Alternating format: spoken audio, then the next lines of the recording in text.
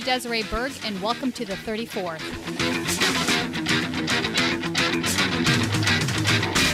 So this is a joint call. We're going to hear from both groups about why it's time to build a major new party to serve working people and to replace the Democratic Party. We're really excited that you're here. There were over 1,000, actually I think there were over 1,100 people who were registered for this call. I've seen a lot of conversation about it on social media and Twitter today. So thank you for being here and welcome to everyone who is here. And we're really looking forward to this conversation and building a major new party that none of us have ever seen before in our lifetimes, but the time to do it is now. And I'm going to hand it over to Nick Brana to talk about MPP and some of the background that got us up to this point.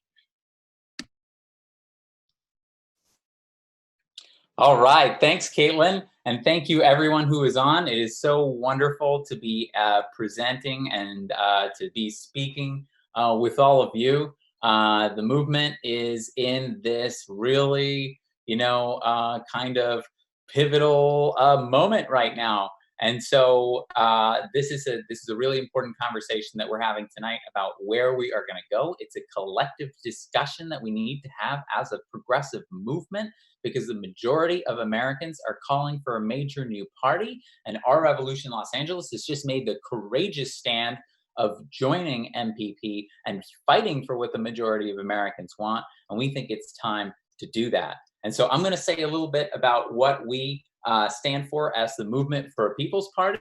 And then I'm going to hand it over to Jerry, field director with Our Revolution Los Angeles. And he's going to talk about why they made that decision and why we all need to have that discussion. And we need to affiliate with MPP, join MPP, and take this revolution, finish this revolution in a hashtag People's Party. All right. So I want to start by saying a little bit about, we have, ever since 2016, so many of us were galvanized by Bernie's campaign in 2016. I myself joined in 2015. Before that, I had worked with the Democrats for many years. I had worked for John Kerry in fundraising on his PAC. I had also worked for Terry McAuliffe when he ran for governor in Virginia in 2013, doing voter protection. And those experiences really made me realize that the Democratic Party doesn't stand for working people, and made me, almost leave the Democratic Party at that time. But then Bernie came around in 2015. And I was so excited, and I joined his campaign, and him, which you can imagine how terrible that was. And after that, I helped found Our Revolution, was a founding staff member of Revolution, the first electoral manager in 2016. And so ever since then, there have been, round after round of attempt to reform the Democratic Party, and it has gotten us basically nowhere. We have now, the verdict is in. 4 years later, since we kind of committed ourselves as a movement to reforming the Democratic Party, the party is actually worse. It is more right-wing. They managed to find a candidate that is worse than Hillary Clinton in Joe Biden, amazingly. And they have actually shifted to the point where they are getting to the right of the Republican Party, and they are getting to the right of Trump. Trump is getting to the left continuously of them on things like expanding Medicare for all, on things like suspending student loan debt, federal student loan debt, suspending evictions and foreclosures. And so it's really a testament to how far to the right the Democratic Party has gone. Over the last 4 years, first thing we tried, we tried to nominate Bernie, and we saw what happened. They rigged the Democratic primary against Bernie Sanders. We know that. It's admitted. Even Donna Brazile wrote an article about it, admitting how they did that to Bernie. And he would have won. He would have won even in 2016 had they not rigged the primary then. And so what we said after that is, well, holy crap, they rigged an American election against us. And we said, well, let's see if we can hold their feet to the fire of the platform. And so we said, we're going to try to fix the Democratic Party platform, make it a progressive platform, the kind of platform, that stands for working people, fights for them. And what happened then when we tried that? We turned out that the platform was basically meaningless, not worth the paper it was printed on, because less than a year later, they threw out the platform that was passed by the delegates, and they basically replaced it with a better deal in the summer of 2017. And that goes to show how little influence that the actual people have. And that's after they fought us tooth and nail on the platform committee over not including even for a symbolic piece of paper and the platform that none of them adhere to. They fought us tooth and nail over that. Wouldn't even get us a symbolic victory. After that, we said, well, we saw Trump won the election. We thought we'd hold Hillary's feet to the fire too. She lost. Trump won the election, and we said, we're going to try to get a progressive DNC chair. We got behind Keith Ellison, tried to back his candidacy, and then the billionaires intervened, the donors and the DNC members, and they picked Tom Perez instead. Because you know what? We didn't get a vote. We didn't have a vote in that party. We don't have a vote in the Democratic Party about where the party goes, what the future of the party is. It's decided by the party insiders. It's decided by the almost 100 lobbyists who sit directly on the DNC and make decisions for them. It's decided by the consultants who sit on the DNC and who simply leech off of the party as well. So we said, oh my gosh, they just put in a completely corporate party chair. What do we do now? And we thought, well, let's try to take over the DNC. Let's actually try to replace the DNC members. Fast forward about 6 months from there, what did they do? At the party's fall convention, they actually purged Tom Perez. They purged progressive members off the DNC. Incredible. And at that point, we were shocked. And we said, wow, the lengths to which they are willing to go to hold on to power in this party. And we said instead, all right, well, 2018 midterms are coming up. Let's see if we can get some candidates elected to Congress, for example. And there were, between Our Revolution, Justice Democrats, DSA, did tremendous work supporting more than 100 candidates for Congress, even more candidates locally. And what happened when the dust settled? Only 2 candidates had unseated establishment Democrats in Congress. More local candidates elected, but in Congress, 2 candidates, AOC and Ayanna Pressley. And everyone else was beat back by the Democratic Party's rigging in the midterms. After that, AOC and some others, progressives, thought, okay, we are going to challenge now. We're going to challenge the speakership of the House. The Democrats have a majority in the House of Representatives now. Let us replace Nancy Pelosi and let's get a progressive speaker there. What did the Democrats do? They threatened to pick a more conservative speaker than Nancy Pelosi. They said, you know what?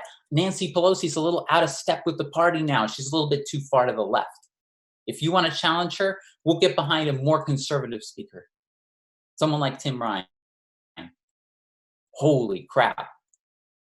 And the progressives themselves, the handful of progressives that were elected ended up voting for Nancy Pelosi to be speaker again. Not because they liked her, but because the party systemically forces even the progressives with the most, honesty and integrity to capitulate to the party. It's a machine that forces progressives to capitulate and twist themselves into the party. That's why you see, for example, even someone like AOC now backing away from the pledge to form a non-corporate caucus in Congress and backing away from her commitment to challenging corporate Democrats in primaries at the congressional level. Wow. So after that, we thought, well, geez, the 2020 election's coming up and the rules sure were rigged. Last time around, a court found that the DNC could essentially pick whoever it wanted out of its primaries. It didn't actually have to follow the rules, because it's a private corporation. So we thought, let's change the rules. Let's get some more fair rules. And that's where the Unity Reform Commission came in. And from the start, it was an insult, just like the task force we've been given now. It was a complete insult.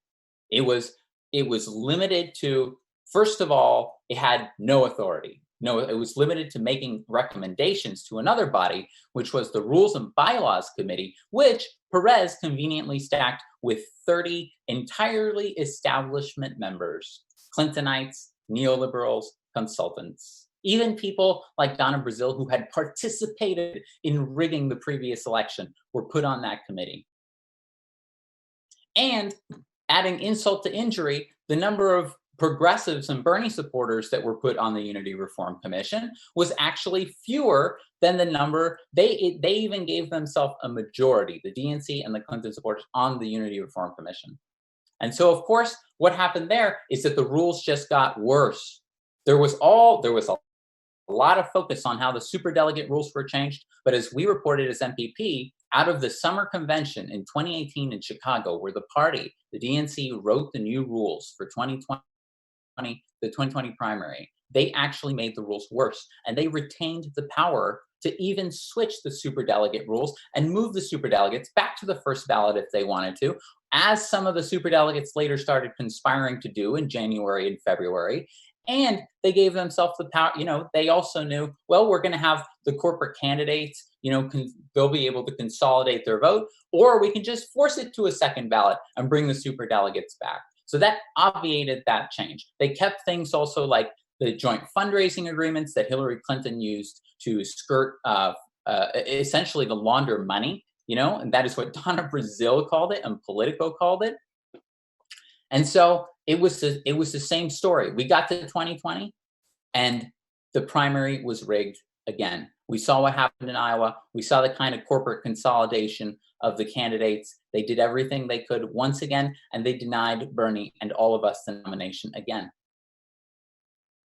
And so that brings us full circle. And if all of our candidates are being blocked, our presidential candidates, our congressional candidates, the rules are being made worse. There's a blacklist now. And we're abandoning the pursuit of a corporate-free caucus. The people who were electing, like AOC, are kind of moderating their message, and they're moderating what they're pushing for inside the party. And they're also not challenging. They're not challenging corporate Democrats like Bernie Sanders. I love Bernie. But Bernie almost never supports primary challenges against corporate Democrats. And he recently backed a candidate in California who supports public option, not Medicare for all. And it's not because he wants to, it's because this is what the party does. The party forces you to capitulate in this way. Dan Cantor, who used to be head of the Working Families Party, put it this way. He said that you don't take the Democratic Party over, it takes you over. And it has nothing to do with how much integrity you have. It has everything to do with the systems at play. So with that setup, I'm going to hand it over to Jerry, who is the field director at Our Revolution Los Angeles. And he and his chapter voted overwhelmingly just recently to join the Movement for a People's Party in building the major new party that the majority of Americans are calling for now. Jerry, it's great to have you on. Hi, can you all see me? Brother. Yes. Yes. Can you all see me, hear me? We can see your emblem. 1 second. We can't see your video. There we go. Can you see me? Yes. All right, outstanding. All right. I want to thank all you revolutionaries for joining this call. Thank you for answering my call. What I want to talk about right now is why Our Revolution Los Angeles has made this decision.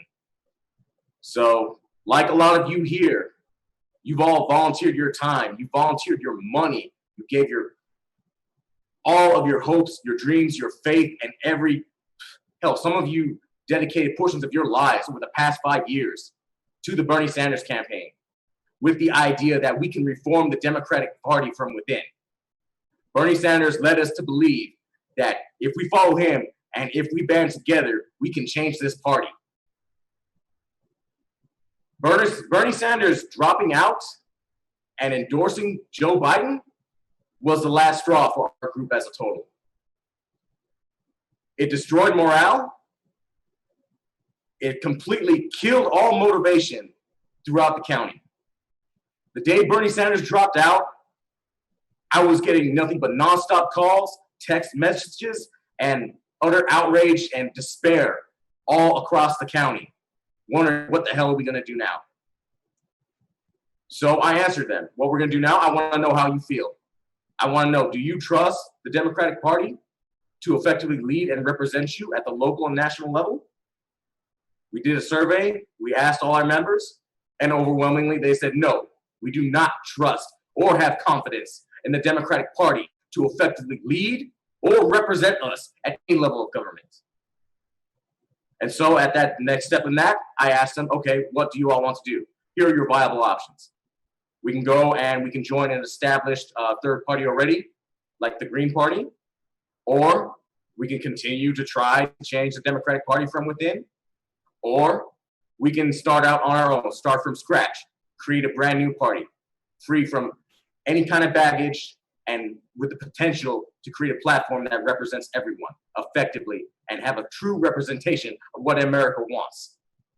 So we surveyed again, we did another poll, and the majority chose to have and start a new party.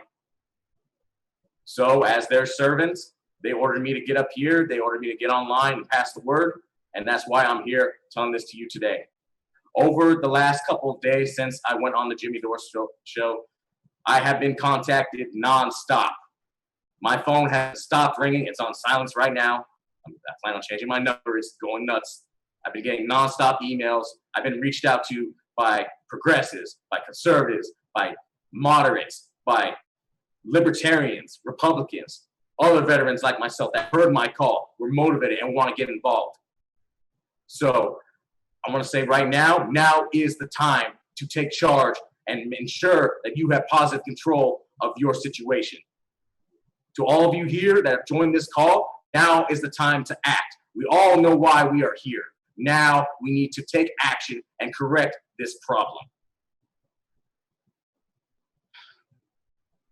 So, how we plan to organize for a new party, my ideas and what we're bringing together from our Revolution Los Angeles, what we have done is that we hold training events throughout the county, which each group that we have created, we've gone out and we've taught organizers how to hold their own meetings, how to effectively talk to the community, how to identify problems in the area, what are the solutions of those problems, and then how to implement those problems, and how to effectively identify and train up local candidates to run for office.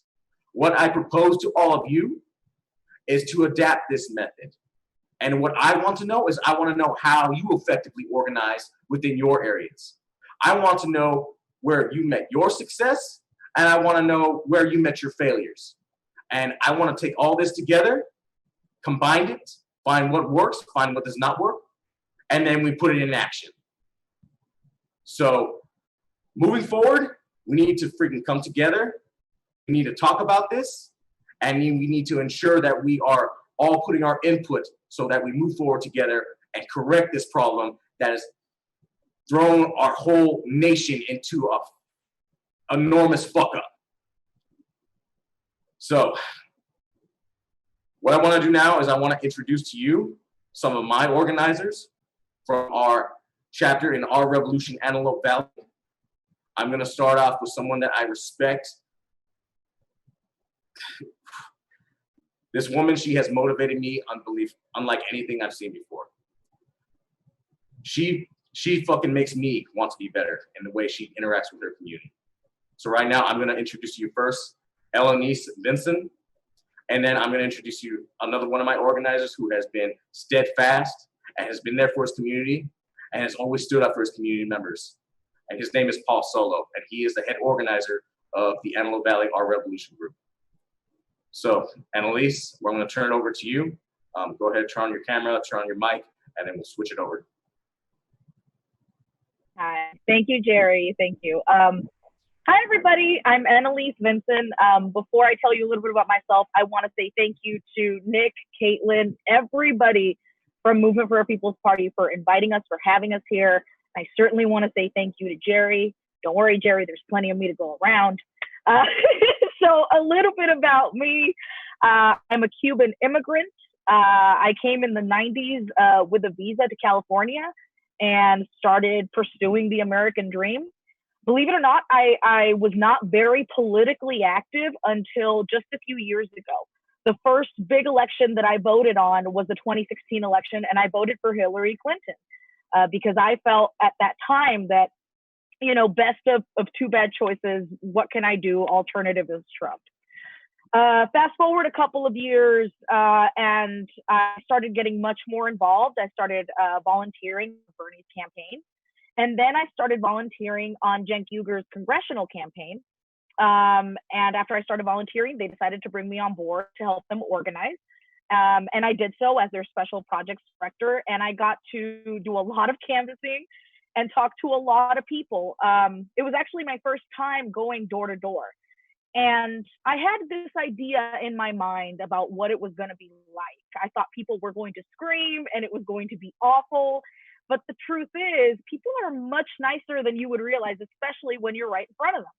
And a lot of what I found was that we agree on a lot more than we realize. And so I started digging a little deeper, and I started noticing a few trends, like the fact that every election, we are presented with two terrible choices and told to pick between them. So I started realizing the system isn't broken. The system is working exactly the way it's supposed to for them, right? Which is quite discouraging. The thing is, and a lot of people don't realize this, we don't have Republicans and Democrats in charge anymore for the most part. What we have are corporate socialists that want corporate socialism, because if you guys didn't know it, we have corporate socialism in America. Imagine that, a country that I've been told my whole life is capitalist. So I thought that was interesting. And what it's really come down to is we've got corporatists in charge that have made it their living to pit one group of people against another, that they fight amongst themselves and don't realize that they're being all collectively screwed by 1,000 people who own this country. So here is my plan moving forward. I completely agree with Jerry. I do not believe that the Democratic Party is interested in representing us any longer. And so we need to forge our own path. Especially progressives have been all but told that we are not wanted. We are not respected. Joe Biden has specifically said he will veto Medicare for all if it comes to his desk, not to mention the credible rape allegations that he has. But, you know, let's not get too worked up about that. After all, we wouldn't want to, you know, give a bad name to our Democratic candidate. The hypocrisy of the Democratic Party at this point is such that it's clear to everyone. And that's why so many people are turning away. It's why so many people are frustrated, because we've found ourselves in a position where we're giving $4.2 trillion to corporations that didn't need it. And this is per respectable economists. And then we're fighting and bickering over just how much scraps we're going to give to Americans to get them through this crisis. So my message to you is if they won't represent us, then it's time for us to represent ourselves. We need to fight for a UBI. We need to fight for mortgage, rent, and eviction freezes. We need to fight to ensure every American health care. And any candidate that wants to lead through weakness and fear by telling us that the only thing that we can do is vote for them because the other guy's worse, I'm sorry, that's not a platform. So my answer is no. I'm going to create a third path, my way, that will actually represent Americans, not corporations, so that we can actually live up to the country that we say that we are. So I encourage all of you to work with Movement for a People's Party. I encourage all of you to work with Our Revolution. Any progressive groups out there, come join us. There's a reason that the largest voting bloc in the country is non-voters. We got to do something. We got to step up. So that's what I've got to say. Thank you all so much for giving me this time to express how I feel. I hope to do much more with People's Party in the future. I also lead the event for Our Revolution Los Angeles. So I'm very excited about that. And next speaking is Paul Solo. He is the head organizer at Our Revolution Antelope Valley, which I'm also a part of. And so I'll let him take it from here. Thank you so much, guys. Excellent. Thank you so much, Annalise, for sharing. And thank you, Nick, for having me, and to Jerry, and to everybody that's joined us here for this informational call today. What we're doing here is important. Let me start off on just, my personal background, how I became an organizer. My name is PJ Solo. I'm originally from Fort Lauderdale, Florida. I moved to California about 5 years ago. And when I became a father 3 years ago, my wife and I decided to look for an affordable place to buy a home in Los Angeles County, which was quite an experience. And we ended up finding ourselves lucky enough to find a beautiful property here up in Palmdale in the Antelope Valley. And since living up here, as many of you know, Cenk Uygur ran for Congress in this district. So through my efforts trying to organize for his campaign, I became involved with a lot of the people that are here in this community that have been organizing and doing activist work. And it was through those efforts that I met Jerry from Our Revolution Los Angeles. And we eventually came to the conclusion that it was prudent for us to start an Antelope Valley chapter of Our Revolution. So we spent the last several months throughout the primary process working on trying to get all the progressives that were on the slate here to a victory. And unfortunately, given all of our efforts and the hundreds of doors that I personally knocked and that I know that all of our volunteers knocked on, we didn't have a single person that was on our progressive slate other than a couple of our delegates that were actually elected to office. So I originally got involved in politics as far as actually going out and making phone calls and all that type of stuff with Bernie Sanders' campaign when he ran against Hillary Clinton last time around, and we all know how that worked out. And if you were to ask me personally, even just a few months ago, what I thought the most practical path would be for a progressive platform to become a reality in America, I would have told you that we need to reform the Democratic Party, that the Republican Party is way past the point of being reformable, and our only hope is to try to work from within the scope of the Democratic Party to make those changes that we all agree that we need to make. I know that there's differing opinions on a third party, but based on what I've seen play out through this primary process over the last couple months, I personally have no confidence that that is a viable. And I don't believe that working exclusively from within the scope of the Democratic Party is going to get us the changes that we need in this country. There's a lot of reasons for this. Nick is going to speak, in more detail about what the reasons for this are. But just to throw a couple out here to get the conversation started, we've seen corruption play out in the primary process.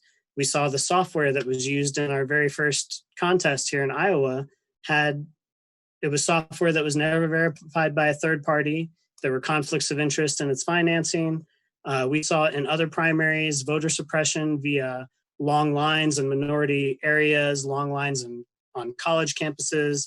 And it became clear that, progressives and people pushing for a platform that is meant to represent populism, which is meant to represent the majority of people, is not welcome in the Democratic Party. They're interested in representing corporations, the people that influence them via their campaign donations.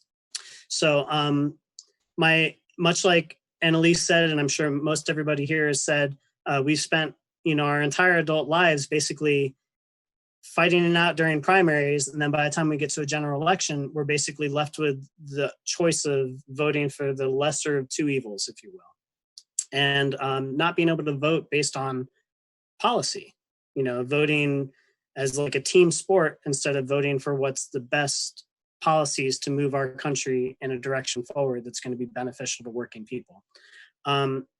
I've dealt with that dynamic my entire adult life. I have a young daughter, as I mentioned, and I don't want her, when she comes of age and she's able to vote, to be stuck in that same dynamic. We have to do something to change the dynamic of the current political system. So at this point, I believe, and I know, there's a lot of questions about this, and we'll get into the specifics of it, but I think it's pretty clear that we need to start those efforts now of creating a viable third party. And even if it's a matter of time to get that third party big enough to where it's able to win a national general election, if we're able to grow this party to a size to where we can't be ignored anymore, it's not like, hey, the primaries are over, shut up and vote the way that we're telling you to vote, because this is the only option that you have. And if you don't vote the way that we want you to vote, you're basically voting for Trump. You're enabling Trump. Well, you know what I say to that? I say the Democratic Party is enabling Trump by not being able to attack Trump on his corruption, because they're corrupt. They do the same exact corrupt tactics that the GOP does. So I don't believe that that's a viable path. To wrap up my comments here, I just want to speak about how I personally was devastated by Bernie Sanders' decision to drop out of the race at the time that he did. I'm sure that there's a lot of factors to it, and I don't necessarily have anger towards him, because I think that he's a decent person. He was trying to prevent people from getting sick by voting. But what I do think is very clear is that it was very devastating, and there's a lot of anger. I have that anger. I know a lot of people that are on this call have that anger. And what should we be angry at? We should be angry at the system that forces us to choose the lesser of two evils when we really know that a better path is possible. I saw Bernie speak at his rally here in Los Angeles. There were easily over 20,000 people there, probably more than that. And something that he said that night really struck me so hard. He said, when we stand together, we have the power to transform this country. And I agree with him. But what I disagree with him on is I don't believe that the ability to transform this country is going to happen from within the scope of the current Democratic Party. So just after that rally, the very next day was the day that the primary changed in a way to where all the candidates consolidated around Joe Biden. The following day, we saw a single PAC spend $12 million on Elizabeth Warren to basically act as a spoiler for Bernie Sanders. And we all know how that played out. I lost hope. I lost hope when Bernie dropped out. That hope that I had about being able to address climate change, addressing student loans, addressing healthcare, me as a young father and worried about what the future holds for my family and for my daughter when we don't have a rich family and we don't have the social safety net that we need. I lost a lot of hope that day. And knowing that I'm not alone in my anger, and knowing that there are other people, a lot of people out there that realize that now is the time to push and to move towards a direction of having a viable third party so that way we can get the policies that we need. That brings me new hope. So with that new hope, I want to turn the conversation back over to Nick and just thank you again for having me on here. And I look forward to working with all of you. And I know there's a lot of questions. We're going to answer all the questions that we can. And I'm just very excited for us to push forward together. Thank you. Thank you, PJ.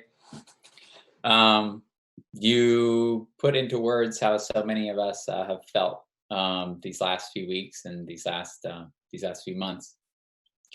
I want to speak now a little bit about why this is the time to do this and why, in fact, this has been building for a long time. So I want to dive into the statistics and the figures and the trends in this country with you about why this is possible. Because I believe this is something that everybody needs to know. And this is obviously an important decision. And we need to know that there is the support out there publicly and that people are ready for this. And having looked at the data for years now, we certainly believe that there is. And so I'm going to share a screen share here, a document that is a document where we're consolidating a lot of the statistics on exactly why and how we can form a major new party. And so to begin with, there was a really groundbreaking study that came out of Princeton and Northwestern University just about 4 or 5 years ago. And it actually examined decades of policy decisions in Congress, and it correlated them to the public opinion polls, how people felt about those issues.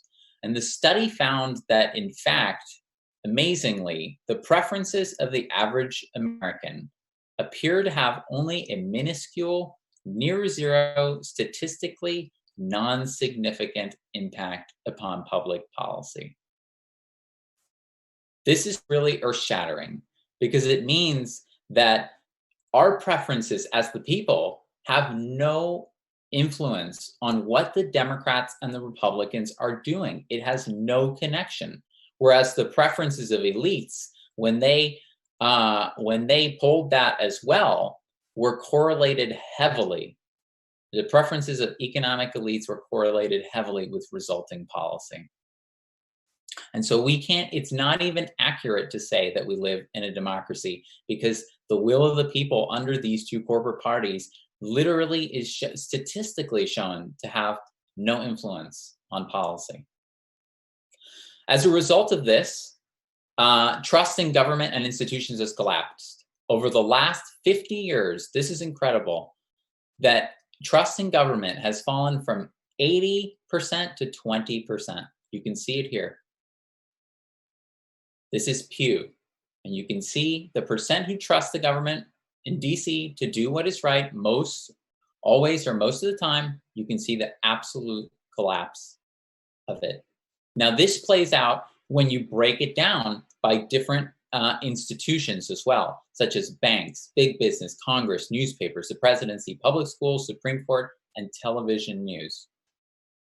And it is across the board decline in confidence in the bedrock institutions of our society.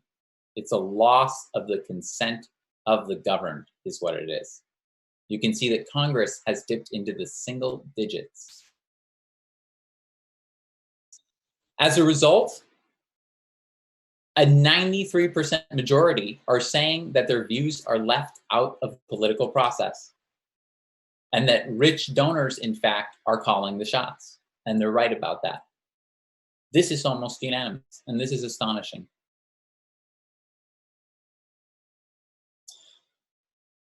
And because of this, also, there has been, over the last decade and a half, the two major parties, the Democratic and Republican parties, have essentially been dissolving. Millions of people have been leaving, and they have been becoming independents instead. And so now we're at the point where about 46% of the country, 46% identify as independents, a large and growing plurality, compared to about 27% identifying as Democrats and 27% identifying as Republicans. A figure that continues to grow. And when Gallup actually asked, who's been tracking this annually, when they actually asked the 27% who identify as Democrats and the 27% who identify as Republicans, and they told them, all right, you who have not left, why are you still there? Are you happy with the party that you have? Would you, if there was another party, would you also join that? Would you also want a major new party? And half of the 27% of Democrats said yes. And half of the 27% of Republicans said yes. So when you're done boiling down these figures, there's only about 13% of Americans who are happy and content to identify as Democrats and satisfied with that, being in that party. 13%. And the same is true for the Republicans. It was also half. Everyone else is disgusted with the political system and wants a major alternative. And that's why another figure that Gallup tracks is the number of Americans who want a major new party. And that is now at 57% of Americans who want a new party, including an even larger number of young people, millennials, and of working people. You can see it here covered in Newsweek. And this is the Gallup polls that indicate the increase over the last decade and a half for a major new party. It's now at a 57% to 38% majority.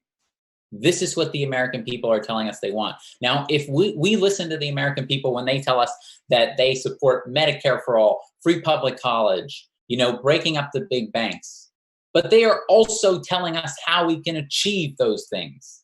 And we need to listen to them when they tell us how we can achieve that. We can't think that we know better than working people exactly what is going to inspire them. They are telling us what is going to inspire them. And in order to win this, we need to mobilize millions of people. The largest voting bloc in every election now is people who stay home and don't vote because they know intuitively. They didn't see this statistic, most of them, they didn't see the Princeton and Northwestern statistic, but they see it in their lives. They feel it in their lives that the cost of healthcare goes up no matter what letter the president has next to their name. The cost of their student debt increases no matter what letter Congress, dominates Congress at the moment, because they all take the corporate money.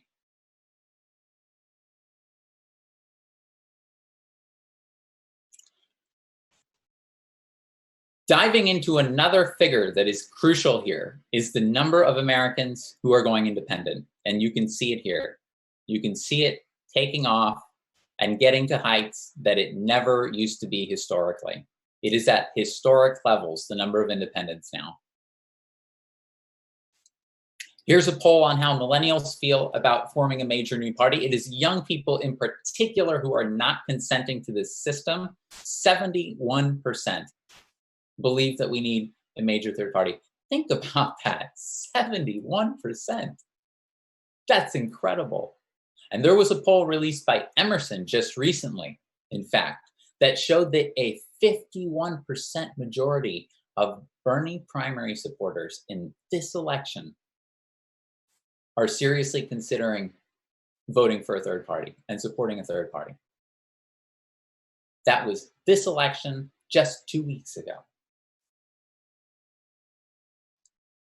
So what does this add up to? It adds up to the fact that Bernie Sanders went into the Democratic Party 4 years ago, and we went into the Democratic Party and we charged to try to change that party, to try to change the character of that party, but we have been rebuffed time and time again. The party became more corporate over the next 4 years. It managed to find a candidate, a nominee who is worse than Hillary Clinton. While Hillary Clinton offered us a 15-year reduction of the Medicare age down to 50 or 55, Joe Biden said he'd lower it by 5 to 60. That is an insult. It is an absolute insult. And he said that he would veto Medicare for all in the middle of a pandemic.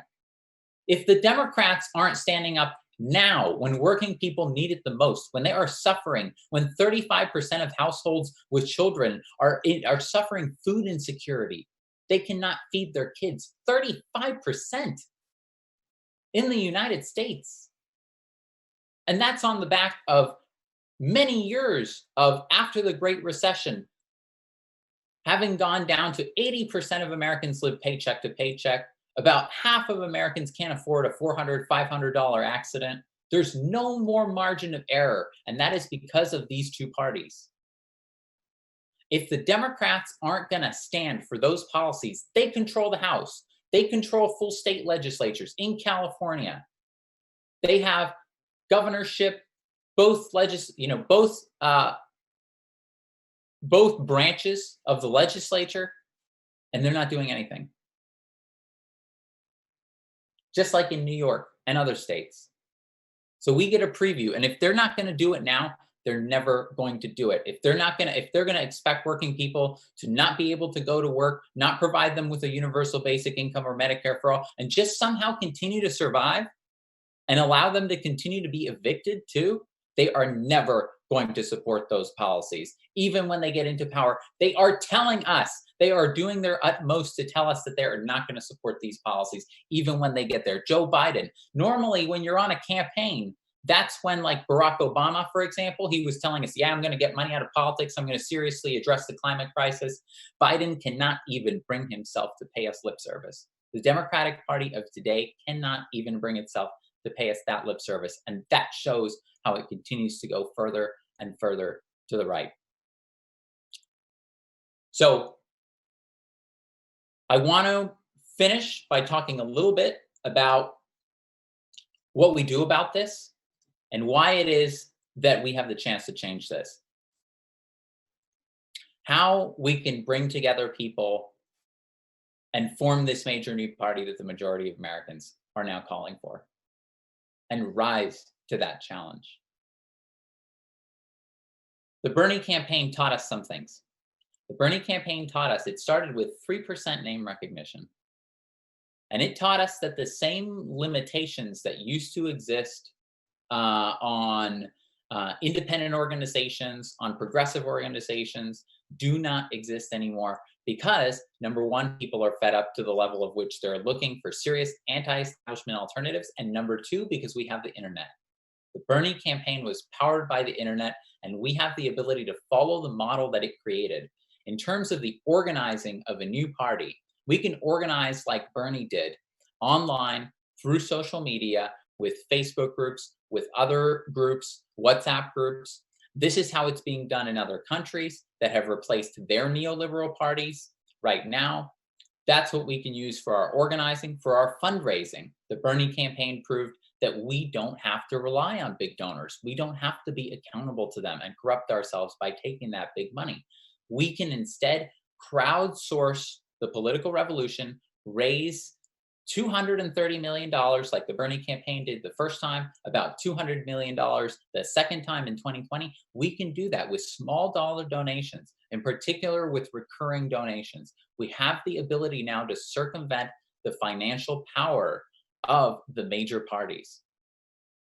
The same thing goes for the media. There's been an explosion in independent media. And as much as the corporate parties and as much as the internet giants, the tech giants try to suppress it, they cannot. They cannot contain the growth of shows like the Jimmy Dore Show, like Rising, like many other shows that speak to what we actually want. And so we have the ability, the internet has given us, again, the ability to communicate peer-to-peer and to circumvent the big media gatekeepers who were establishing, controlling, consent, manufacturing consent.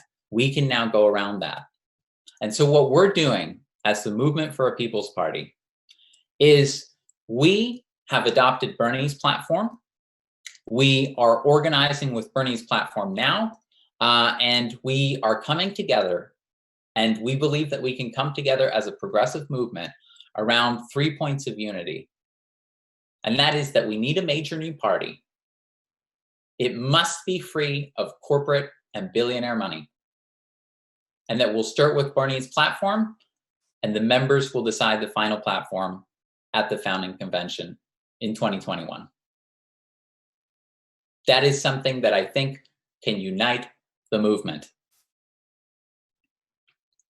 As a timeline, I want to share a little bit of what we have planned. We are planning a People's Convention this August, where we are going to contrast with the Democratic and Republican parties. It is going to be a virtual convention just like theirs, and we are going to show them what a convention that actually stands for the people looks like. And we're going to have a whole bunch of our incredible supporters, including some, hopefully some new ones that I'm sure you've heard of and who've shown us some love recently, like Nina Turner. And moving from that, we will move to get ballot access. We have attorneys in Chicago who have compiled the requirements of ballot access and the filing deadlines for us. It takes about 1 million signatures nationwide to get on the ballot in every state. And that is eminently doable. Just to give you one point of comparison, the Felons Restorations Bill initiative in Florida collected in that one state, organizers got 1.4 million signatures. eminently doable. And one of the greatest signs is the fact that the Green Party and the Libertarian Party managed to do it with a small fraction of the resources that we would have if the progressive movement was to form a major new party. We'll move to a founding convention in 2021. We will run candidates and send representatives to Congress in 2022, and then we will win the White House, and we will enact this political revolution from the White House and from Congress in 2024. That is our plan and our timeline. And there's a lot more to be said, but there are other speakers, and I do want to make sure that we can pass it to them. And so now, speaking of which, I'm going to hand it over to Caitlin, and she's going to tell us a bit more about why we need to form a major new party as our strategy. Thanks, Nick. And I've also been kind of scrolling through people's questions here. So one of the ones that is coming up often is, why aren't we just merging with the Green Party, or why not the Green Party? So I just kind of want to take that head on. I have been registered as a Green ever since I was 18 years old. I actually feel all the pain that folks are talking about in terms of the betrayal of the Democratic Party, but I never experienced that myself because I never believed in the Democratic Party, thanks to having some pretty conscious parents who went through that experience themselves, working on campaigns for progressive Democrats in the primaries, and discovering all of what we're discovering right now, that the system is rigged and designed to work this way for those of us who are trying to make systemic social change. And so I've been a lifelong Green. As I said at the beginning, I was an elected official for 12 years. So I don't know what the exact number is, but there have been, a few hundred people who have been elected to office as Greens over the last 20 years or so. And I was one of those people. I served for 12 years at the local level. I have been involved in Green Party presidential campaigns, which is a pretty thankless activity, let me tell you. But nonetheless, I really appreciate all the work that my Green brothers and sisters have been doing for the last several decades, because I think that is what has brought us to the point that we are at now. And that organizing was essential and critical to bring us to this point. And if that hadn't have been done, we wouldn't be where we are today in terms of the statistics that Nick has been showing us of, the disillusionment with the major two parties. But also, if you look at history in this country, there have been other occasions where there have been, a rise of a new independent party to replace one or the other of the dominant parties of the elites, kind of when we get to this point where people don't believe in the system in such great numbers that they're ready to separate and break, even given the risks that we've been told that will take. And obviously it takes a tremendous amount of organizing and people power, and there's a lot of work to do. And when that has happened, there have always been upstart parties that have kind of laid the groundwork that have made it possible for a breakthrough party to happen. And so it isn't that the People's Party or, Bernie's platform as it currently stands is very similar to the platform of the Green Party. There's a lot of overlap. The Green New Deal, Medicare for All, a lot of that work and groundwork was laid by the Green Party in terms of popularizing that. Bernie Sanders gets a lot of the credit, but frankly, the Greens actually deserve just as much, if not more in some ways. And so, what we see, though, is that at this point, after 20 years of organizing within the Green Party, that party has been shrinking steadily. It hasn't, even though Americans are ready to leave over the Democratic Party, over the Republican Party, they have not been flocking to the Green Party. And I think, in 2016, we saw kind of the best case scenario of what's possible with this party that already has marginalized kind of tone to it and brand to it, unfortunately, with, you know, people being so upset and so over Hillary Clinton and so not excited to vote for her, and yet and still Jill Stein was only able to get, you know, a fraction of the vote. And we don't need, the problem is that I think, you know, people look at that and say, okay, well, it's impossible to build an independent party then.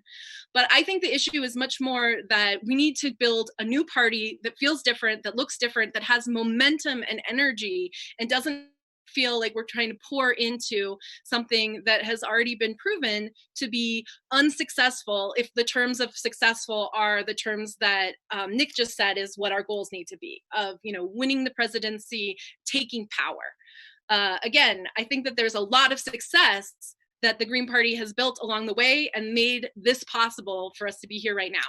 But if we're talking about success as winning actual political power, we need to do it with a new vehicle, with a new brand, with a new identity, one that actually speaks to this huge percentage of people who are ready to leave the Democrats and Republicans, but for whatever reasons have not been ready to join the Green Party or any of the other independent parties that people see as, you know, marginal, to some degree as spoilers. But I think a lot of it has to do with just, you know, not feeling like there's momentum there. And so we need to take on that identity of the breakthrough party, which has a historical precedent, and build on all of the groundwork that has been laid by those who have been working for independent politics, kind of front and center being the Green Party. But we need something more, we need something new, and we need something different that actually speaks to this exact moment in time, and not, you know, makes people think of Ralph Nader in 2000. And so that's what we're aiming to do. And another piece of kind of a question that people are asking and that people often do ask is, you know, well, what do we do about November? Because to make very clear, you know, it is not Movement for People's Party or People's Party party's agenda or even possible for us to get on the ballot for this presidential election in November. So, you know, want to make clear that really the way that we see what to do in November is that's your choice. It's up to you. Do what feels right to you. Vote your conscience. But what's most important is that we never end up in this situation ever again. So depending on whether you live in a swing state or a safe state, or your personal politics, or just kind of however you feel moved when it comes to November, just do whatever you're going to do. But in the meantime, starting right now, and building on the work that Movement for People's Party has been doing since 2016, we need to really light it up to make sure that next presidential election, we are not in this position. And even, you know, before that, at the midterms. And so, you know, many of us are probably going to be voting for the Green Party candidate for president, and that's absolutely fine. And we're very open to collaborating with the Greens or anyone who shares our values and platform and who has been working on independent politics, who, you know, knows a lot about some of the things that we're going to need to do as MPP in terms of ballot access, running candidates, all of that sort of stuff. But at the same time, we need to not be held back by what has been, just because it has been. I am you know, as somebody who has worked on building organizations and institutions, I think it's really important that all of us remember that our organizations are only there to serve our agendas. And if the agenda switches or if times have changed, we need to be willing to let organizations go for the cause. We don't keep organizations around just because they have been around. And so we can take all of what has been built so far and then add it to this new mix. And, you know, the pandemic crisis also gives us incredible opportunity to illustrate how broken the system is, and how people who thought that, you know, it really was just Trump maybe, or that, you know, somehow or other, at some point, the Democrats would swoop in to save them, and to see that that's not going to happen. So we can take all of that groundwork that's been laid, seize on this opportunity, and build something that feels different and bigger and has the momentum that we've never seen in our lifetimes coming out of a political party. And that's what we need to do. And then the last thing I just want to say is that, I see a lot of questions of like, do you guys have, where's the plan? Where's all of this figured out? And as Nick showed you, a lot of that work has been done. The folks who have been doing Movement for a People's Party, I'm pretty new to that game actually, because as I said, I've been working within the Green Party, but have been, doing really good work since 2016, learned a lot of lessons, and there's really great leadership here. But at the same time, this is up to all of us. And that has been true when it was necessary to end slavery. The abolitionists were regular people who came together and seized on the moment that was necessary. The suffrage movement, regular people. There is nobody who is going to save us. Bernie Sanders is not going to save us. If nothing else, this provides us an opportunity to realize that we need to stop looking to leaders or other people to solve the problems for us and build a community and an organization and a political party that can do that ourselves. And it's really is up to us. And it's wonderful that he used the slogan that he used, and now we need to take it all to heart. And it's ironic how much that proved to be true, right? And so, I want to invite all of you to join with us, to work together to figure this out. But we can do this. This has been done before, and there is a tremendous amount of organizing experience, capacity, and enthusiasm that is already there, but that we have yet to discover that we're going to be able to tap into and make this happen. I'm going to turn it over to Phil next to talk about the Movement Party philosophy and why our name right now is Movement for a People's Party and not just People's Party. So take it away, Phil. Oh, thanks, Caitlin. Hey, everybody. My name is Phil Atetto. I'm in Annapolis, Maryland, about 30 miles east of Washington, D.C., a.k.a. the belly of the beast.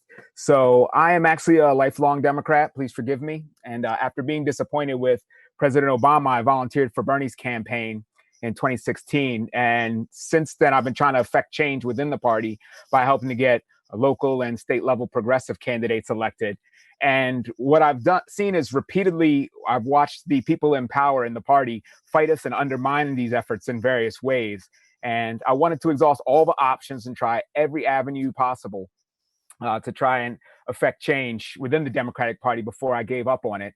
And everything that's happened over these last few years just made me conclude that we don't have any other option as a movement but to form a new party. So I joined MPP after Bernie dropped out and our plan to burn the DNC wasn't viable, and this became the logical next step. So right now I'm a Solidarity Brigade coordinator with the Backbone campaign. I help coordinate deployment of high visibility tactics like light projection, different types of banners, puppets, inflatables, and such. So that kind of made it a good fit for me to plug in as co-coordinator of MPP's Action Working Group. Right now, our recent actions have mostly been online or in solidarity with groups as we build up local MPP hubs or chapters to take action in real life and build and deepen our relationships with people and organizations that have been working in our communities on the issues important to us already for years, if not decades. So we have a movement party philosophy.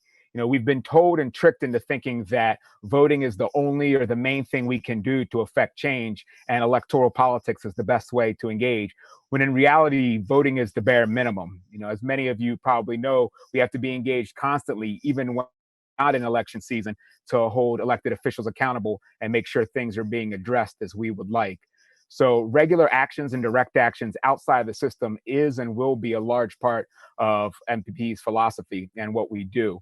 We need to be in the streets, engaging in direct action, and this cannot be just about electing people to office. As Jerry said, we need to train people not only to run for office, but also in different ways to engage as an activist. We need people in all lanes of activism, so to speak. So as we've seen, the Democratic Party takes our movements for granted, and our new party needs to do just the opposite. It needs to feed movements, it needs to bolster movements, and it needs to be accountable to our movements and elect people from our movements. And that's the way, and the way to do that is to be a movement party. So that's kind of the short of it. Thanks for listening and for joining us. And I look forward to taking action with you and seeing you in the streets. And with that, I'm going to pass it along to Carol to talk a bit about our partnerships and allies. Carol? Thanks, Phil.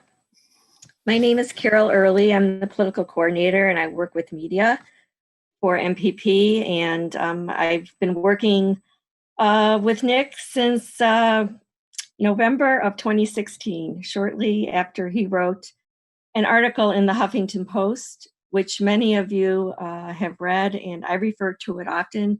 I just want all of you to please go take a look at that article. It's called Sanders Could Be the Lincoln of Our Times. It's from November 2016. It forms the basis of our organization, and it offers a lot of historical perspective. And Nick also gives a lot of predictions, which many of them, most of them have come true. And it's written by Nick, who is a political professional and offers his perspective from working inside the Democratic Party for many years, which really differentiates I think our organization from other organizations that are perhaps presenting themselves as being, an alternative. So it's I just want to say that personally, this organization has meant so much to me. My kids are in their 20s. I joined because of the climate emergency that we're facing, and I want my kids to have a future.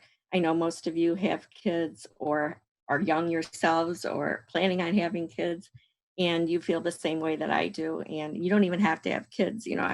It's just heartbreaking to see that we have 10 years basically to turn things around. And I think we need a people's party to do that. So I would like to just talk about some of our partners, in fact, and allies who are working with us, several of whom are in the climate space. The Future Coalition is one of them. They just had a very successful 3-day virtual conference for Earth Day that we were very much a part of. I helped plan that event. We had workshops, spoken word, musicians. It was awesome. There were local breakouts, and many of you were on that. And I just love this organization and it's mostly made up of young people, and they're just real activists. And even since the pandemic has happened, they have totally changed their strategy and organized online, and we are continuing to organize. We have another meeting next week now.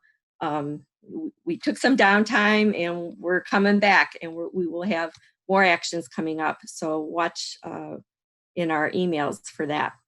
Another organization that's so important that we're working with is the Climate Mobilization. They are, the Climate Mobilization declared a climate emergency. They're going after like a World War II kind of scale. And they have over 100 sponsors or co-sponsors in the House.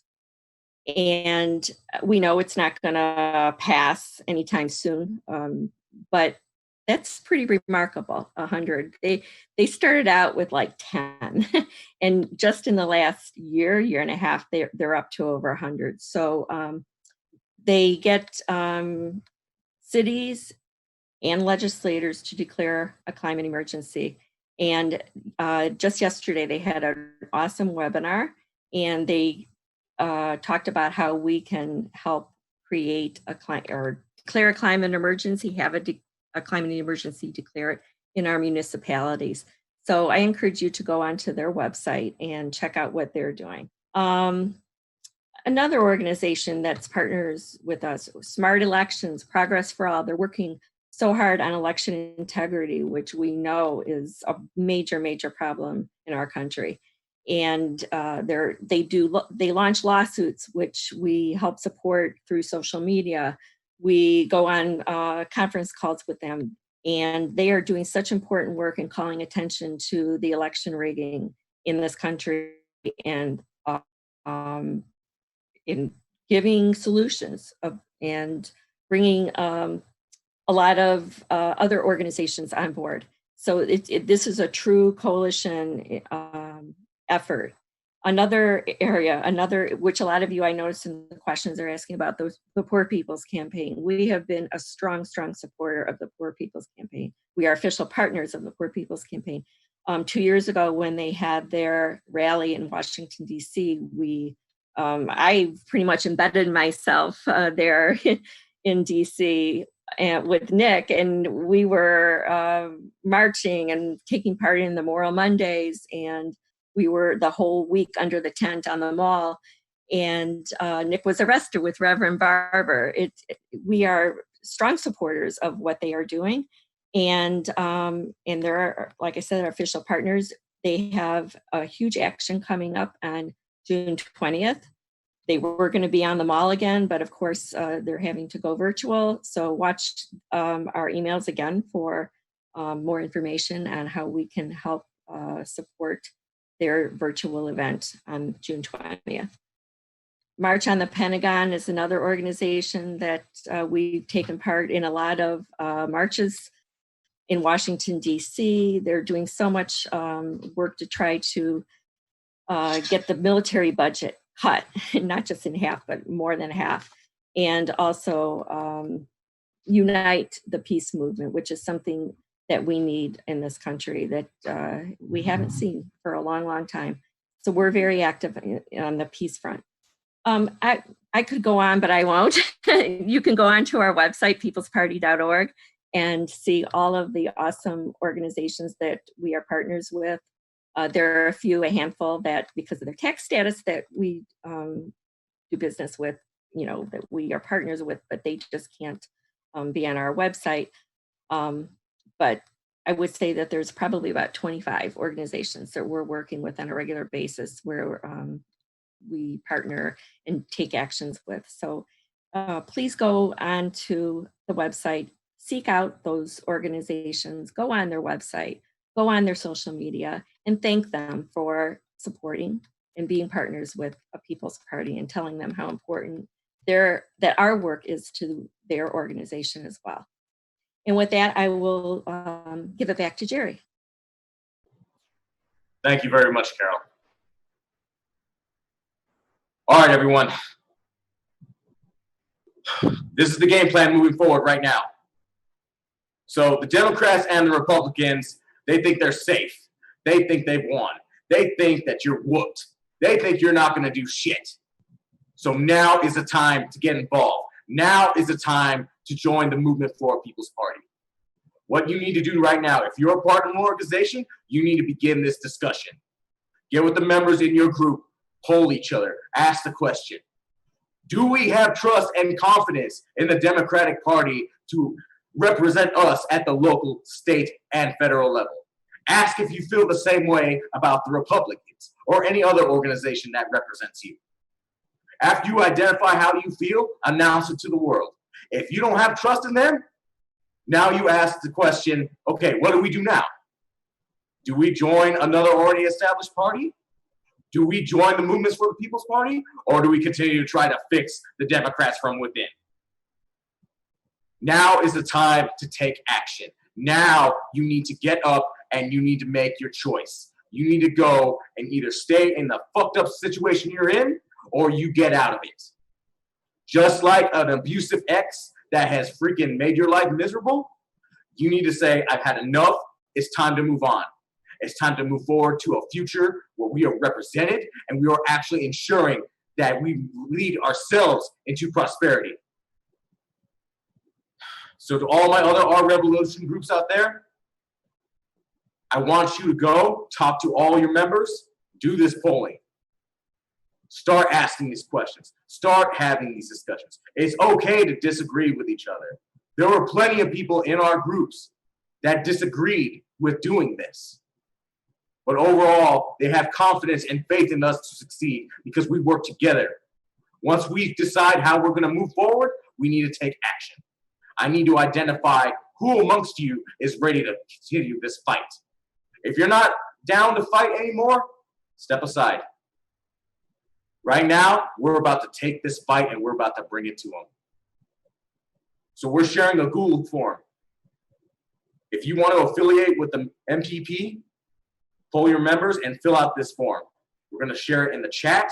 We're going to email it out. It's going to be on our websites. And that's how we get started here. Now, as for us here in Our Revolution LA, we're getting to work. We're about to spread the call. We're about to go talk to all other progressive groups out there, and we're going to get a clear answer from them. Are you in or are you out? If you're out, we respect that. Good luck. We got work to do. The revolution continues. When the people lead, the leaders will follow. Do not be a victim. Do not let anyone take advantage of you. Hold people that take advantage of you responsible for their actions. I want you all to be safe.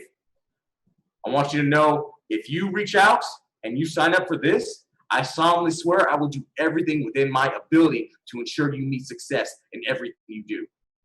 If you're halfway across the fucking nation, I'll go out to you. If you're on the other side of the nation, I'll go out to you. If you're in Alaska, I'm coming out there with a damn jacket on. If you call, I will answer. Our group will answer. You'll see my organizers out there. We'll teach you how we organize, and we'll hit those streets, and we'll take them back from these corrupt individuals. Thank you all for joining us on here. I'm going to pass it on to Caitlin. I had to take a breather there. Get my composure back. All right, y'all. Caitlin, I'm passing it off to you now. Thank you so much. Thanks, Jerry. Okay, so we're gonna wrap up soon, but I just wanted to reiterate a couple things. So we shared the forum that Jerry spoke to, and so if you are part of an organization now, and you want to talk about what it would be look like to work together, then fill that out. This call was specifically, largely put out there to our Revolution chapters who are doing what the LA group did. And taking a vote of whether they want to, stay working within the Democratic Party or not. So that's one of the things that we're asking everyone to do if you are part of our revolution, is to have that same conversation in your OR chapter. And whether you are part of OR or not, we'd be happy to collaborate and work with whatever groups and organizations that you are part of.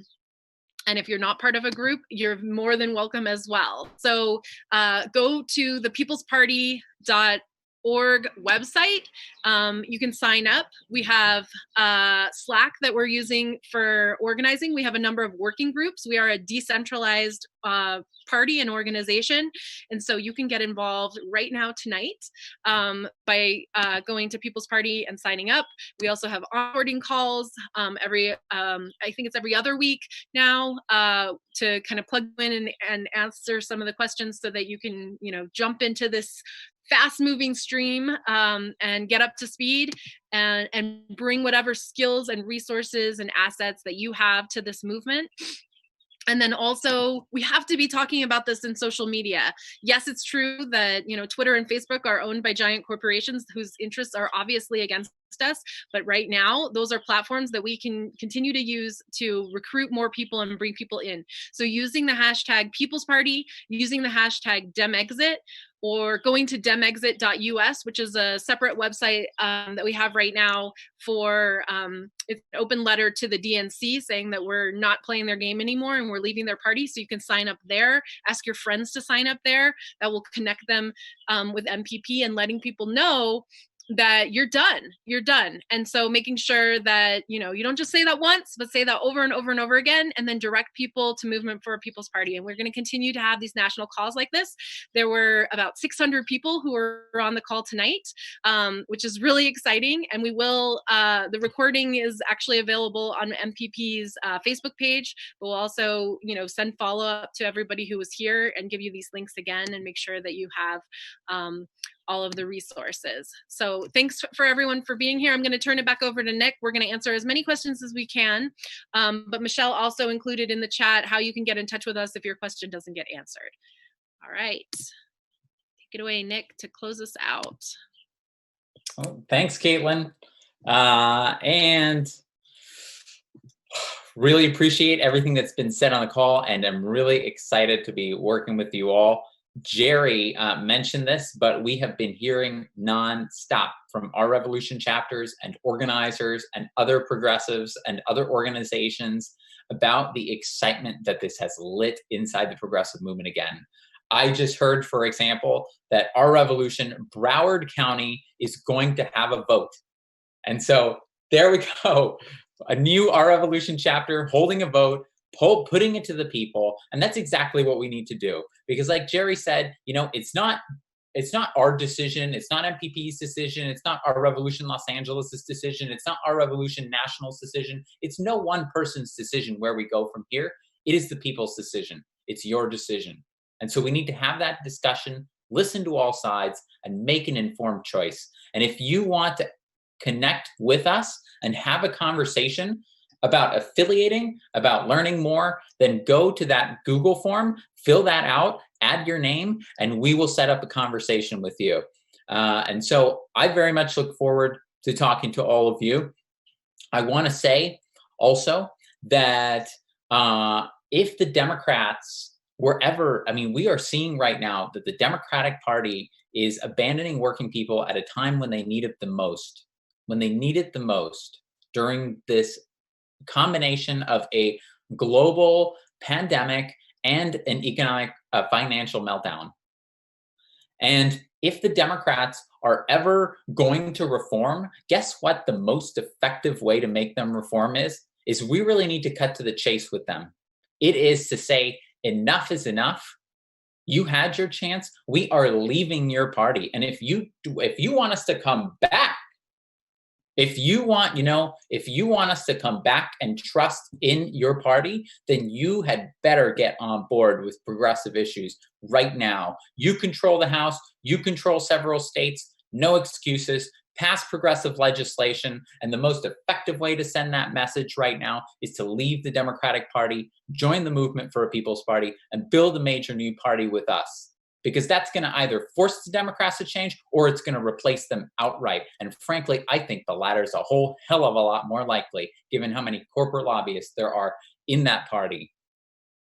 And so everyone, please, like Caitlin said, Jerry said, go out there, share, retweet, share with our hashtag People's Party, set up a conversation with us using the Google form, and we'll be in touch.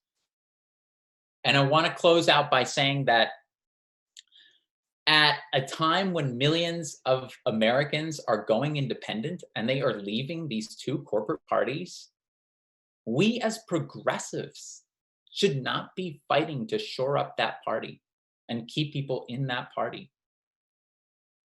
Instead, we should embrace that and celebrate the fact that people are going independent. And we should listen to them, listen to the people who are saying that we need a major new party and form it with them.